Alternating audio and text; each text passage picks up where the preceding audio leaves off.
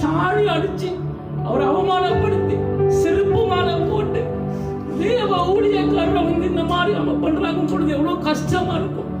அந்த இடத்துல நம்ம பாசன நிக்க வச்சு பார்த்தா மனசே உடையுது. தேசத்துல அதிகமா அவங்க துன்பப்படுத்தப்படுறாங்க. அவங்கள ரொம்ப அவங்க அவமானப்படுத்துறாங்க. இந்த நிலைமை மாறணும். அவங்களுக்காக வேண்டிய ஒரு அங்கீகாரம் கிடைக்கணும். தேவ ஊழியக்காரர்கள் ஆண்டு சொல்றேன், உன்னை தொடுகிறவனுடைய கண் மணியை தொடுகிறான். அவங்க அறிந்தோ அறியாமோ கர்த்தருடைய கண் மணியை தொட்டு கொண்டிருக்காங்க. இதற்குண்டான பலன் ஆண்டு கொடுப்பார். ஆனா அவங்களை மன்னிக்கணும்.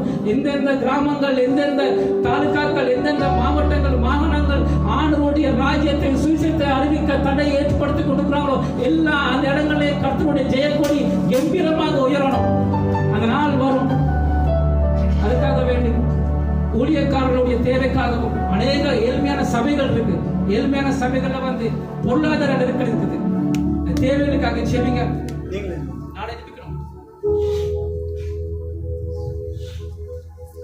ஹல்லேலூயா, ஸ்தோத்திரம் ஆண்டவரே. ஆம் தகப்பனே, இதோ ஆண்டவரே எங்கள் ஊழியக்காரர்களுக்காக செபிக்கிறோம் தகப்பனே. ஆண்டவரே ஊழியக்காரர்கள் ஆண்டவரே துன்பப்படுத்திக் கொண்டிருக்கின்ற வேதனையான நேரம் ஐயா, வேதனையான நாட்களாக உள்ளது ராஜா. ஆம் தகப்பனே, 25ஆம் திகதி உங்களுடைய ஆண்டவரே மத்தார் பண்டிகையின் போது கூட தேசங்களில் உலகங்களையும் பார்க்கும் பொழுது அநேகர் துன்பப்படுத்தப்பட்டாங்க ராஜா. ஆண்டவரே சுவிசேஷத்தை அறிவிக்க சென்று கொண்டிருக்கும் ஒவ்வொரு ஆண்டவரை தேவ ஊழியக்காரர்களும் ராஜா கல்லால் அடிக்கப்படுறாங்க ஆண்டவரே, சாணியால் தெரிக்கப்படுறாங்க ஆண்டவரே, அப்பா செருப்பால் அடிக்கப்படுறாங்க ஆண்டவரே, அப்பா அவர்கள் ரத்தம் சிந்துறாங்க சுவாமி. அப்பா உமக்காகவே ஆண்டவரை ரத்தம் சிந்து கொண்டு ஊழியம் செய்து கொண்டிருக்கும் ஒவ்வொரு ஊழியக்காரரும் ஒப்புக் கொண்டுகிறேன் ராஜா. ஆண்டவரே அப்பா அவர்களை தொட்டுங்கன்னு செவிக்கிறேன் தகப்பனே. அறியாமல் செய்றாங்க சுவாமி, இவருடைய மன்னிங்கன்னு சொல்லி ஜெபிக்கிறேன் ஐயா.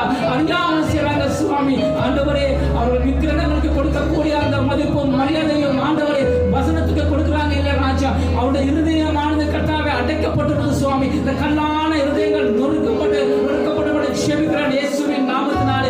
அப்பா ஊழியக்காரர்களை உயர்த்துங்கன்னு செபிக்கிறேன் தகப்பனே.